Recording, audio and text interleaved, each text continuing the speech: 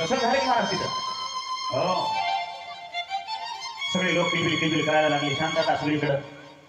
आणि सकाळच्या वेळी प्रभू रामचंद्रांना जेव्हा कळालं, प्रभू रामचंद्र आनंदी झाले महाराज, आनंदी झाले, दुःखी झाले नाही.